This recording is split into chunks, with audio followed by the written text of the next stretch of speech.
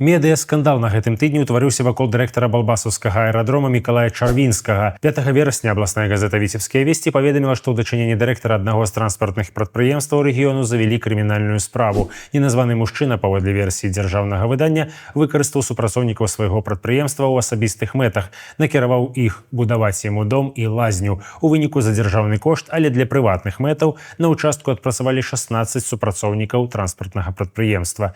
У панядзелак тэлеграм-канал «Віцебскія гуляю» супаставіў дату нараджэння ананімнага чыноўніка з датай нараджэння кіраўніка аэрапорту, ды прыйшоў да высновы, што з вялікай імавернасцю гэта адна і тая асоба. Былы вайсковец, а цяпер намеснік кіраўніка прадпрыемства «Нацыянальны аэрапорт Менск» і начальнік аршанскага філіялу гэтага прадпрыемства Мікалай Чарвінскі. Інфармацыю апублікавалі некаторыя іншыя выданні, але сайт «Зеркала», створаны былымі супрацоўнікамі Тутбай, паспрабаваў дазваніцца да самога героя публікацыі. У кароткай размове Чарвінскі сказаў, што ў яго ўсё ў парадку. Дарэчы, тэлефанавалі яму на працоўны нумар. Тым не менш, аўтары каналу «Віцебскія гуляю» настойваюць на слушнасці сваіх высноваў і вечарам таго ж дня апублікавалі матэрыял, у якім спаслаліся на неназваную крыніцу, якая пацвердзіла крымінальную справу супраць кіраўніка балбасаўскага аэрадрома.